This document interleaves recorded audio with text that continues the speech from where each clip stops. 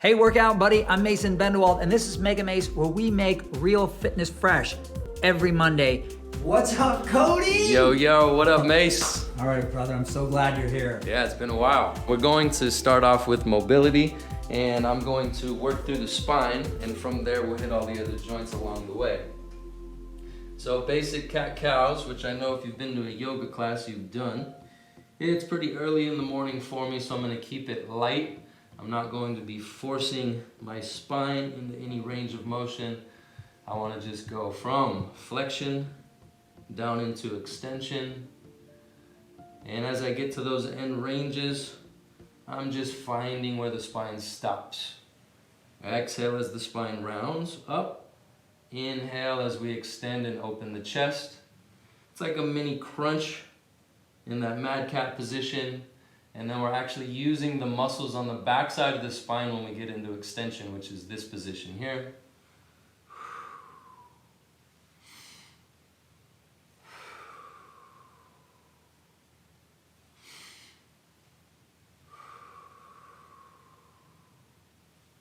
All right, Mace was thinking I was going to actually be juggling. I'm not. This is not a circus show, but I am going to use a tennis ball or maybe even two. I'm going to be in a half kneeling stance. I'm going to tuck my tailbone and drive my back leg into the ground to keep the ribs down. I'm going to try to work on just moving my shoulder without any other joints getting involved. And I'm going to squeeze the ball about 30 to 40% of my grip strength. And I'm just working on a basic circle. Speaking to the nervous system, waking things up, and I'm just taking my shoulder through an honest range of motion. Ooh, not too fast, not too cracks. slow. Yeah, man, Rice Krispies in the house. Yeah, if things crack, it's all good. But if there's pain, you got to make a more shallow range of motion. We'll do 3 to 5 reps of everything. Nothing too intense. But just really work on moving your shoulder independently of all your other joints in the body. Try not to let the neighboring joints steal. Really focus on elbow lock. And then you're going to switch sides. Again, drive that back leg into the ground. Ribs down, glutes tight. Find that end range of motion. Rotate at the top. And then search for the outer limits within the circle. Outer limits. Yes, sir. And keep it slow and under control. This is not an explosive drill by any means.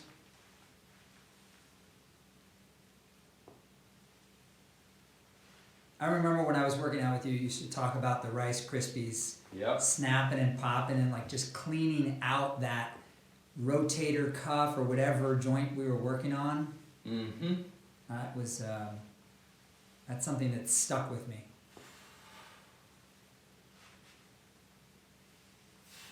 You can get an awful lot out of something very basic. Very, very basic. Doesn't get much more simple than that.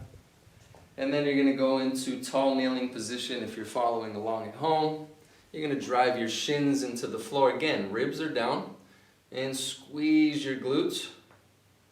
And you're just going from end range to end range. Your wrists are the same height as your shoulders. And you're working on, as you rotate, not letting your shoulder blades pop up. And you're working on not allowing your shoulders to pop forward. So you're creating what's called an axial rotation, which is internal rotation here and external rotation as your thumbs go back. And then you can bring your arms down by your side, and we're going to go into the scaps now. So your elbows are locked, trying to not move your spine. You're actually focusing on just moving the shoulder blades from the top all the way back, down, forward. To the earlobes, squeeze your shoulder blades, fist to the floor, and then bring your elbow tips, or shoulder tips, better yet, towards one another. Reverse directions. And avoid doing the rooster. We want to work on just moving your shoulder blades independently of the spine. And I have the tennis balls in hand, and like I said earlier, I'm squeezing them to irradiate tension throughout my arms. And speak to the nervous system just a little bit more. Last rep. Voila. Easy as that. Now I'm going back to the quadruped position where I was for the basic cat-cow, and I'm going to work on creating circles at the hip. So I'm going to go into flexion, bringing the thigh to the belly, out to the side. We could call that fire hydrant position. And then we're going, and you know why, and then we're going to drive the leg or the thigh up to the sky and then back forward. And you're trying to produce, just like with your shoulder, rotation within the circle. And keep squeezing your knee, thinking of bringing your heel towards your butt and resist moving the spine the best you can. Reverse. Again, some more clicks in there, it's fine because there's no pain. A lot of that stuff does go away, and then some days it might come back. But again, you're moving within pain-free ranges. Search for those outer limits and stay under control. Forward, out, rotate, drive back. Other leg, right? Yes, sir. Switch sides. Make sure your elbows stay locked. Push through the floor. If things shake, that's where we want to go to. So you're flexing your knee, so your leg is very active and you're pushing the earth away through the arms. So the arms are active, and then you have to control your pelvis from shifting. Drive back, switch directions, out, forward, in. Keep tracing and making that circle with your knee. Nice and smooth, nice and slow. Last one. And back down. All right, from here, I'm gonna flip into a 90-90 position. We're gonna go into a little more rotation for the hip. And I'm gonna drive my front leg down. Better yet, your setup is pretty important. So a shin box, which is a different drill, is where your feet are actually really tight and in close to your center of mass. We're gonna actually extend the shins out. That way you have a right angle on the front knee and the back knee. Hip or knee is directly down from the hip as well. Flex your toes towards your shin.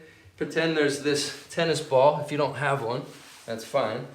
You could just pretend. But if you have one, use it. Drive your knee into the tennis ball and try to squish the tennis ball between the knee and the floor. You're going to start by externally rotating or driving your thigh up on your rear leg, which is now going to be your lead leg. And try to keep your chest nice and tall. If you have to lean out, that's fine. And you're going to try to drive the thighs apart into seated bear position. Try not to let the heels slide or the butt scooch. Stay in position as we traverse across to the other side. Chest is tall. Land. Now if things got weird, no problem. Adjust. Right angle, right angle. Grab the ball if you have one. Otherwise, pretend there's one there. Squish the ball. Again, toes to shin. Drive that rear leg up. And make sure you're driving that ball into the ground still. Once it stops, you're at the end range. And again, traverse through seated bear. Chest is tall. Land. Adjust. Rear leg becomes the lead leg. And nice and smooth. Back to the left. Up. And your arms are like kickstands on a bike. They're propping up your torso. Keep pulling toes to shin. Last time back. Voila, that's your 90-90. Now I'm going to lie on my back. I'm going to go into the knees.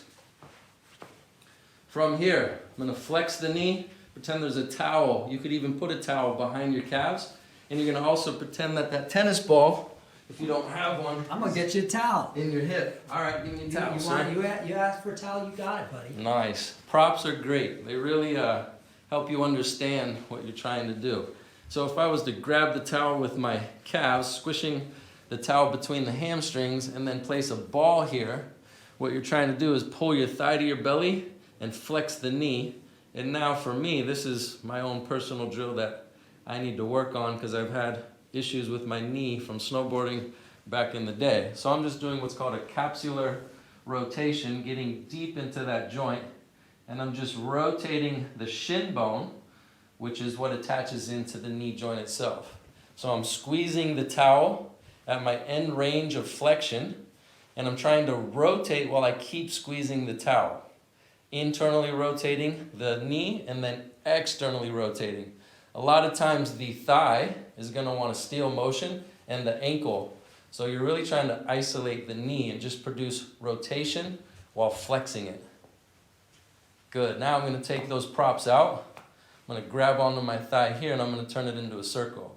So I'm going to rotate that heel out so the shin is actually pointed in, up to where there's tension, where it stops, in, down, rotate, up, rotate, flex.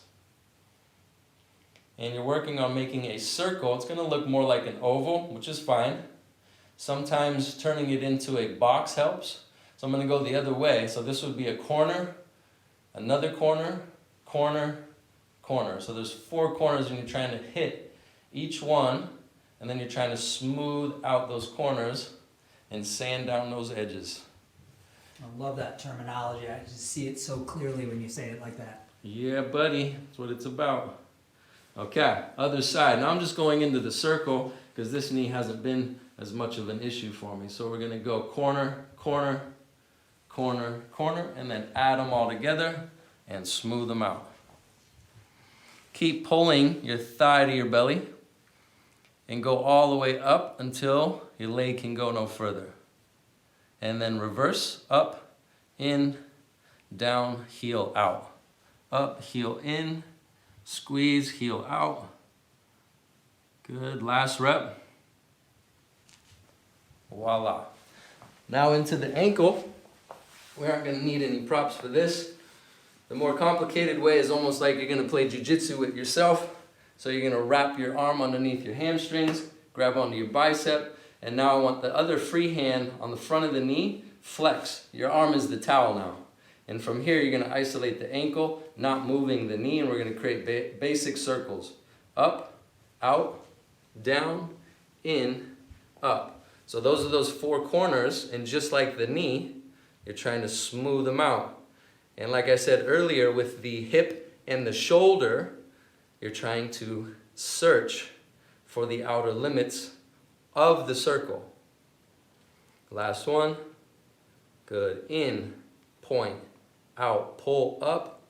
End range at the bottom and top is key. You want to really work for toes to shin, and you want to try to touch the bottom of your toes to the floor when you point, kind of like ballet style. Now this is one version where you lock that hip in place. Another way to do it is if you lock your knee, you take it out of the equation. Now you just focus on not moving the thigh bone, and you're going to isolate the ankle. You could also take that towel, since you brought one out, let's use it, place it under the calves, and now we're going to flex 1, 2, 3, 4, and now shave it off. So those 4 corners are key because you're trying to hit each one along the way. Again, nice and smooth and under control, and you're trying to not move your thigh. Last one, other way. 1, 2, little click in there, it's fine.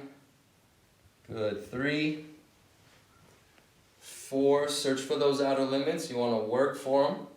Last one, all the way up. 5. Boom skis. All right, Boom skis. Moving along. I'm going to go back to standing, and we're going to go into the elbows.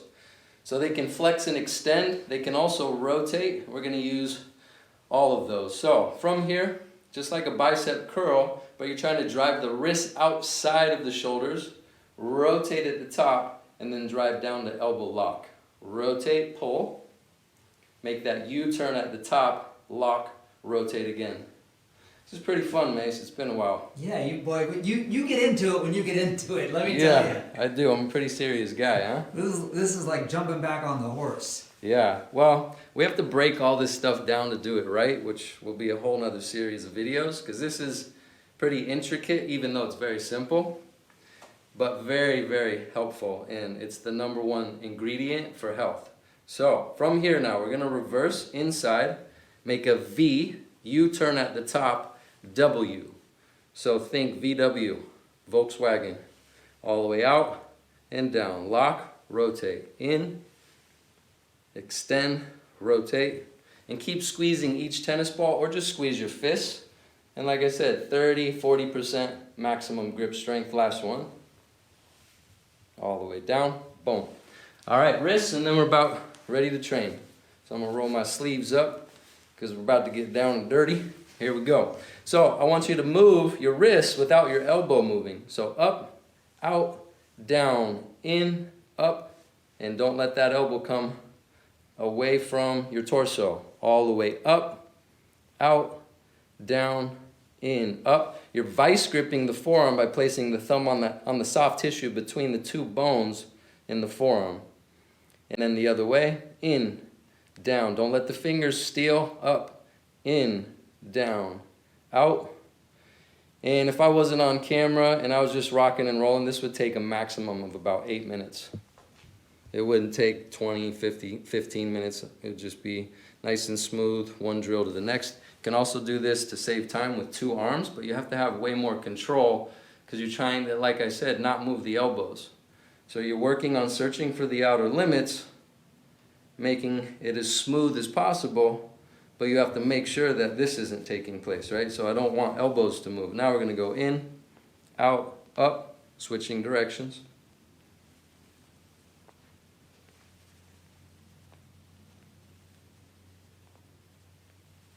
Last one. Boom. And then shake it out a little bit, do the hokey pokey. Hey, before you go, I want to thank you for joining us today. And I'm going to do something special. I'm going to give you a free gift. That's right, I'm going to give you Core Crusher. It's from the MEGAMACE members only catalog of premium workouts. All you have to do is go down into the description or in the comments and click on that first link. I just need your email and your name, and boom, I'm going to send it to you immediately. No gimmicks. And by the way, it's going to get your abs tight and sexy fast. And if you enjoyed today's workout, you can give us the old thumbs up, share it with a friend, do a happy dance. Leave us a comment below and subscribe to the MEGAMACE YouTube channel.